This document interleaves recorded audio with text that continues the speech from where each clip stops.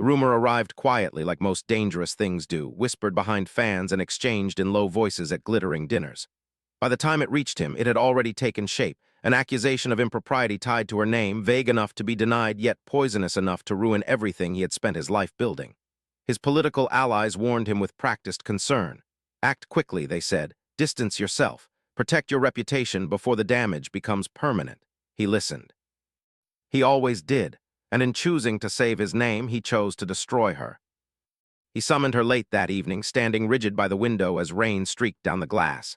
When he told her she would be sent away to a remote estate, his words were clipped, almost formal, as if discussing business rather than banishing his own wife.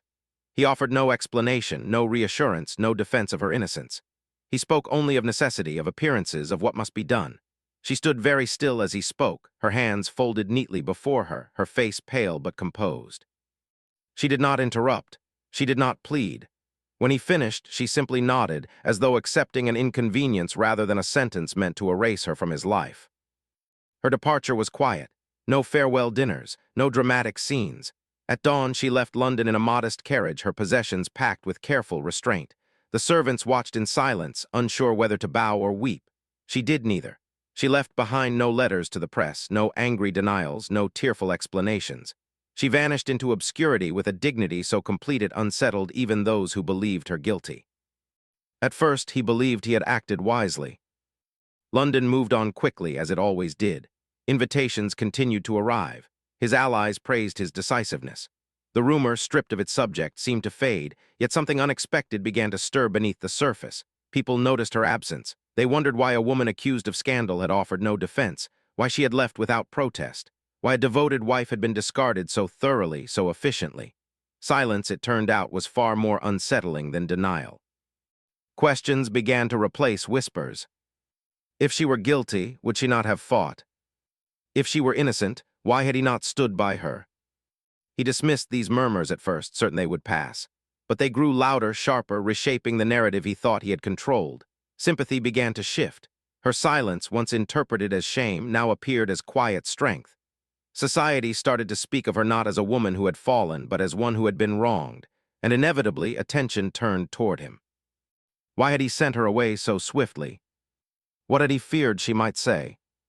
At the remote estate, far from chandeliers and judgment, she lived simply. She did not wallow in bitterness. She tended the neglected grounds, cared for villagers who barely remembered the meaning of kindness from nobility, and rebuilt a life stripped of illusion. She wrote letters only to her family, never once addressing the scandal that had exiled her. Her calm endurance became its own quiet rebellion. Unbeknownst to her, stories of her dignity traveled back to London, carried by visitors and servants who could not reconcile her gentle strength with the cruelty of her banishment. Meanwhile, his reputation began to fracture. Invitations arrived less frequently. Conversations shifted uncomfortably when he entered rooms. Allies grew cautious, measuring their words. What had once been admiration turned into curiosity and then into doubt. The very act meant to preserve his image now threatened to dismantle it. People no longer spoke of her alleged wrongdoing. They spoke of his haste, his coldness, his willingness to sacrifice a woman who never once defended herself. The final blow came when evidence surfaced, documents, letters, testimonies that revealed the rumor had been manufactured by a rival seeking leverage. The truth emerged slowly but decisively, unraveling the lie at its core. And with it came a devastating realization. She had known. She had understood the danger, and still she had chosen silence to protect him. The scandal erupted anew, this time with his name at its center. He stood before society stripped of justification, forced to confront the cost of his choice. He had banished her to save himself, and in doing so had exposed his own moral cowardice. Regret consumed him, heavy and relentless. He remembered the night he sent her away, the composure in her eyes, the dignity he had mistaken for weakness. And now, faced with the truth, he understood the depth of what he had lost. When he finally went to her, standing at the threshold of the remote estate she had transformed, he no longer carried authority, only shame. He did not speak of reputation. He did not offer excuses. He spoke only of regret, of fear, of the silence that had condemned him more completely than any accusation ever could. She listened as she always had, calm, steady, unbroken. Her silence had protected him once. Now it demanded honesty.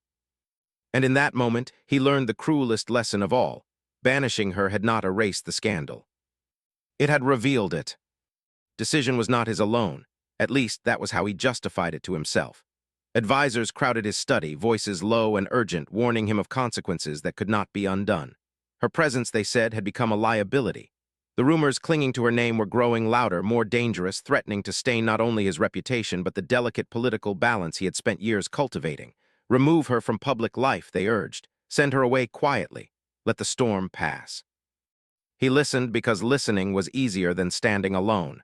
And when the choice was placed before him, her dignity or his reputation, he chose himself. He told her that night, his voice measured, carefully stripped of emotion. He spoke of necessity, of timing, of what must be done for now. He never once said he believed the rumors. He never said he did not. He framed the exile as temporary, almost reasonable, as though banishing her were a strategic inconvenience rather than a profound betrayal. She listened without interruption, her expression unreadable. When he finished, expecting tears or protest, she simply asked one question, quiet, devastating in its simplicity. "Will my silence help you?" He did not answer. He did not have to. She nodded, already understanding the truth he could not bring himself to say. She left London before dawn. No announcement marked her departure. No explanation followed. The city awoke to an absence it had not expected, and that absence unsettled it deeply.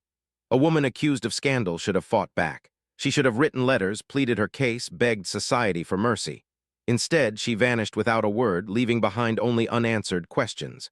Her silence was not loud, not dramatic, but it was absolute. At first, society assumed guilt. It always did. But as days passed and no defense emerged, curiosity replaced certainty. People began to wonder why a woman truly at fault would leave so calmly, so completely. Why she would not attempt to salvage her name. And inevitably, attention turned away from her and toward him. Why had he acted so swiftly? Why had he removed her before any proof appeared? What was he afraid she might say? He assured himself it would pass, that London would find a new distraction, a new scandal to consume. Yet the opposite occurred. Her absence became a presence all its own, haunting every room he entered. Invitations arrived less frequently. Conversations paused when he approached. Allies exchanged glances, weighing their words. What had once been admiration began to shift into unease. Silence, he discovered too late, does not erase suspicion, it sharpens it. Far from London, she lived quietly, refusing the role of victim. She did not hide. She did not complain. She rebuilt a life with calm resilience, helping those around her, earning respect where she had expected none. Visitors who encountered her returned unsettled, unable to reconcile the dignified woman they met with the disgraceful figure whispered about in London. Stories traveled back of her kindness, her restraint, her refusal to speak ill of the man who had sent her away. Each story chipped away at the narrative he had tried to preserve. Meanwhile, pressure mounted. Journalists began asking questions he could not easily dismiss. Political rivals hinted openly at his haste. Whispers grew sharper, reshaping public opinion. The scandal no longer belonged to her, it clung to him. His attempt to silence gossip had given it new life. The more he avoided the topic, the louder the speculation became. People no longer asked what had she done, they asked what had he done to her. The truth emerged slowly, dragged into the light by circumstances beyond his control. Evidence surfaced revealing the rumors had been exaggerated, twisted, manipulated by those who stood to gain from his fear. And with that revelation came the most damning realization of all she had known. She had understood the danger, and still she had chosen silence, accepting exile to spare him greater damage. Public sympathy shifted decisively. Society, ruthless as ever, recast her as a woman wronged and him as a man who had sacrificed loyalty for convenience. The exile meant to protect his standing now stood as proof of his moral failure. His reputation fractured not because of scandal, but because of cowardice. When he finally sought her out, traveling far from the city that had turned against him, he did so without authority or certainty.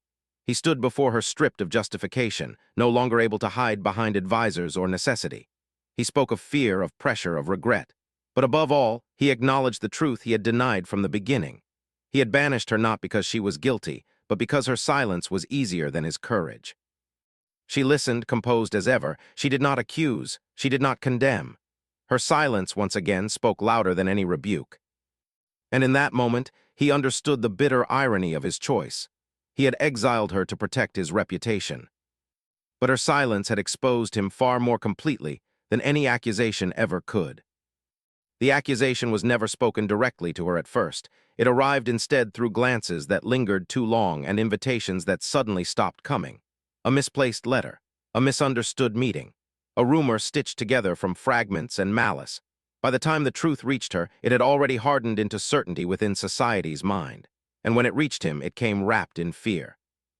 Advisors warned him that her name had become dangerous, that her presence beside him now invited suspicion, that silence, his silence, would be interpreted as guilt by association. He listened not because he believed the lie, but because he feared the consequences of defending her. He called her into his study at dusk, the fire unlit, the room heavy with restraint. He spoke carefully, as though each word were a stone placed between them. He did not accuse her outright, nor did he defend her. He spoke of appearances, of damage, of the need for distance until matters settled. She understood immediately what he could not bring himself to say, that she would be sent away, not because she was guilty, but because he was afraid.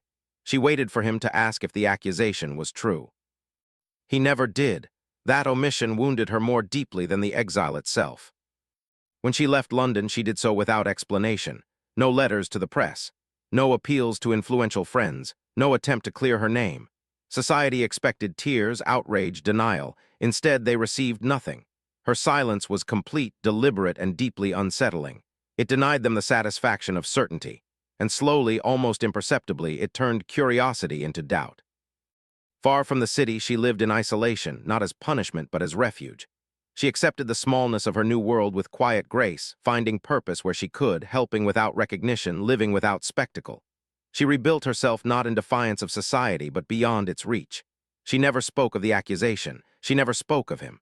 Those who met her sensed restraint rather than shame, dignity rather than defeat, and they carried that unease back to London with them. In the city, the narrative began to shift.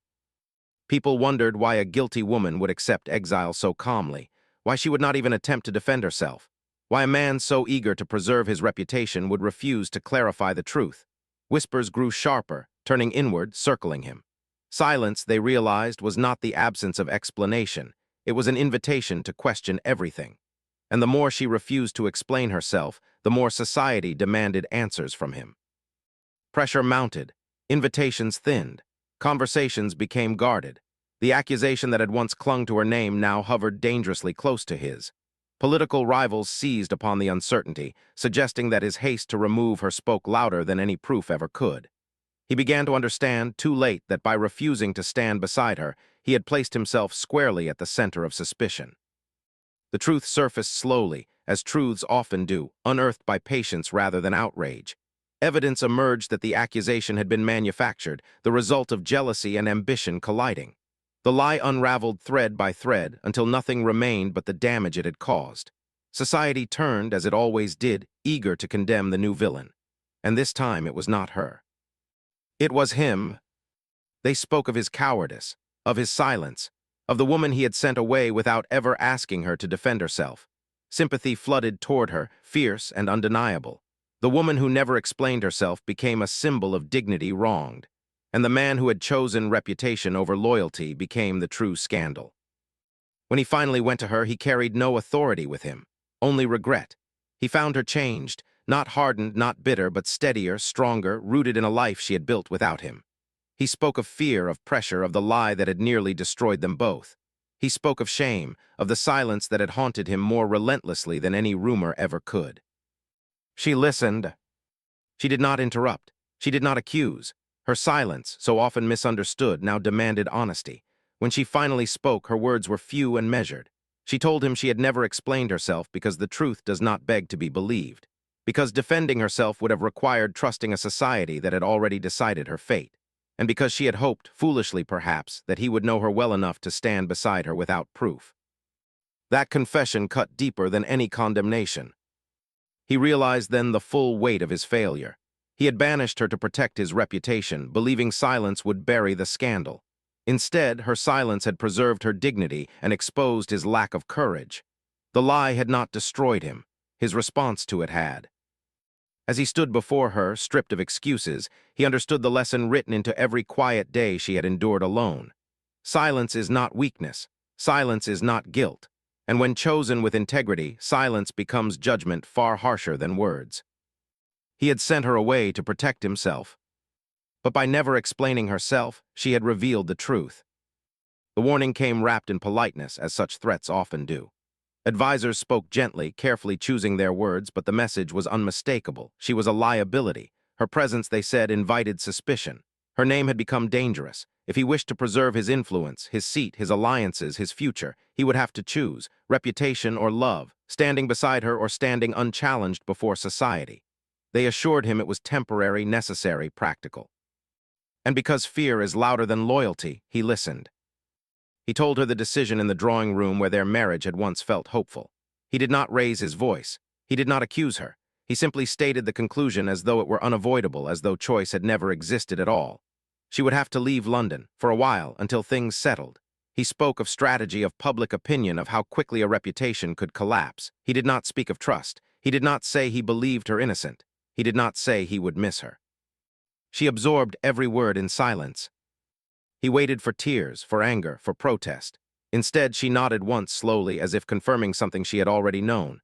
There was no drama in her acceptance, no plea to change his mind. She asked no questions. She simply said she would leave the next morning. The absence of argument unsettled him far more than defiance would have. Yet he did not stop her. Choosing reputation over love felt easier when she did not fight for him. Her departure was swift and unremarkable. No announcement, no farewell.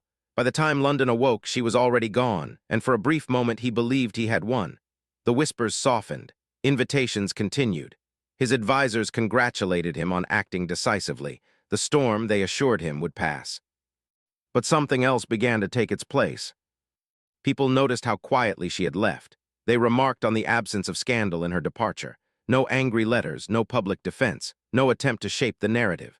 Society, accustomed to spectacle, found the restraint unnerving. Questions crept in where certainty had once lived. Why had she gone so willingly? Why had she not tried to defend herself? And most dangerously of all, why had he sent her away so easily? Her silence began to speak in ways he could not control. In her absence, stories emerged, not of scandal, but of kindness. Servants spoke of her fairness. Neighbors recalled her quiet generosity. Visitors to the countryside where she had settled returned unsettled, unable to reconcile the woman they met with the disgrace she was meant to represent. Each story eroded the narrative he had tried to preserve. Sympathy shifted, slowly but unmistakably, toward her. And inevitably, scrutiny turned inward. Conversations grew cautious when he entered rooms. Allies asked questions framed as concern. Rivals hinted openly that his haste betrayed fear rather than innocence. The very act meant to demonstrate strength now appeared as moral failure. He had chosen reputation over loyalty, and society, ever cruel in its judgments, began to punish him for it. The turning point came when the source of the rumor was exposed. A rival's ambition, a carefully planted lie. Evidence surfaced, undeniable and damning. The accusation collapsed under its own weight, and with it came a collective realization that struck far harder than the lie ever had. She had been innocent all along. The scandal reignited, fiercer than before. But this time it did not belong to her. It belonged to him. They spoke not of the rumor, but of his response to it, of the woman he had exiled without defense, of the marriage he had treated as expendable when it became inconvenient. Reputation, once his shield, now offered no protection. The city that had admired his decisiveness now questioned his character. Love, it seemed, had been the truer test, and he had failed it publicly. When he finally went to her, the journey felt longer than any distance he had traveled before. He found her changed, not hardened but steadier, rooted in a life she had built away from judgment. He did not speak of strategy or necessity. He spoke of fear, of the moment he chose reputation over trust, of the silence that had followed him ever since. She listened without interruption. Her expression was calm, unreadable. When she spoke, her words were simple and devastating. She told him she had left quietly because love should never have to beg for loyalty, because defending herself would have meant proving her worth to a man who should have known it already. That truth lingered between them, heavier than accusation. He understood then what society had already decided. Banishing her had not protected his reputation. It had defined it, and her silence, so composed, so dignified, had become the measure by which his failure was judged. He had chosen reputation over love. And in doing so, he had made love's absence his scandal. He believed silence could erase a scandal the way darkness erases a shadow. When the gossip reached its cruel peak and society's whispers grew sharp enough to wound, he made his decision with chilling certainty. She would be removed completely, no appearances, no explanations, no chance for questions to linger. He ordered her exile with the calm authority of a man convinced he was doing what was necessary. If she vanished, he reasoned, the talk would fade. People would forget. His reputation would remain intact. It was a solution built on control, not compassion. He told her plainly without ceremony. There would be no public statement, no defense, no farewell. She would leave at once quietly and remain absent until he decided otherwise. He framed it as protection for them both, but never once asked what it would cost her. She stood before him, her face pale but composed, and listened without interruption. When he finished, she asked nothing. She did not protest. She did not plead. She did not demand justice. She simply nodded as if accepting an inevitable truth. Her silence unsettled him, but he mistook that unease for relief. She left before dawn. London awoke to the shock of her absence. No announcement accompanied her disappearance. No denial appeared in the papers. No tearful letter reached society's salons. The woman at the center of the scandal had vanished as if she had never existed. At first, this seemed to work. The gossip faltered, deprived of its subject. Attention drifted elsewhere. His advisors congratulated him on decisive action. He allowed himself to believe the problem had been buried. But silence does not disappear. It echoes. Days passed, then weeks, and the absence she left behind began to grow louder than any rumor ever had. People noticed that she had not defended herself. They noted the lack of explanation, the complete erasure of her voice. And questions began to surface, not about her, but about him. Why would a woman accused of wrongdoing leave so calmly? Why would she accept exile without a word? What was she protecting? London became obsessed with her silence. Speculation replaced gossip. Sympathy began to shift. Where once there had been judgment, now there was unease. Stories emerged from those who had known her quietly, servants, neighbors, acquaintances who spoke of her kindness, her restraint, her integrity. Each story conflicted sharply with the disgrace she was meant to represent. The more people spoke of her dignity, the more his actions came under scrutiny. He felt it in the rooms he entered. Conversations slowed when he approached. Glances lingered. Allies grew cautious, measuring their association with him. The scandal he had tried to silence had not vanished, it had transformed. And now its focus had turned inward. Silence, once his shield, had become his accusation. Far away from London, she lived quietly, refusing to perform the role assigned to her. She did not issue statements. She did not seek vindication. She rebuilt her life with calm determination, helping where she could, asking for nothing in return. Her silence was not fear, it was choice. And that choice began to speak louder than any denial ever could. Pressure mounted. Journalists began asking questions he could not easily deflect. Rivals hinted openly that his eagerness to erase her suggested guilt of a different kind. Public opinion shifted with ruthless speed. The narrative rewrote itself, as society so often does. She was no longer the subject of scandal. She was its victim, and he, the man who had banished her, became its symbol. The truth emerged gradually, dragged into the open by relentless curiosity. Evidence surfaced exposing the original gossip as fabrication, born of envy, ambition, and opportunism. The lie collapsed under its own weight, and with its collapse came the final, devastating realization. She had known all along. She had understood the danger. She had chosen silence not to protect herself, but to protect him. The city reacted with fury. They condemned his cruelty, his haste, his willingness to erase a woman's existence to preserve his own standing. The silence he had forced upon her became the measure of his failure. Reputation, once his greatest concern, offered no refuge now. He stood exposed, judged not by rumor, but by his response to it. When he finally went to her, he carried no authority with him, only regret. He found her changed, not broken, not embittered, but steadier than before. He spoke of fear, of miscalculation, of the belief that silence would save him. He admitted the truth he had long avoided, that he had banished her not because she deserved it, but because he lacked the courage to stand beside her. She listened. Her silence, so often misunderstood, now demanded honesty. When she spoke, her words were calm and precise.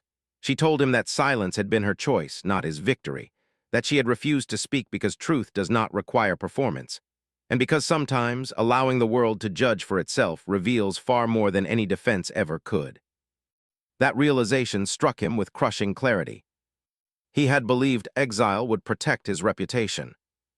but her silence had preserved her dignity and condemned him. In the end, the scandal was never about what she did. It was about what he chose to do to her.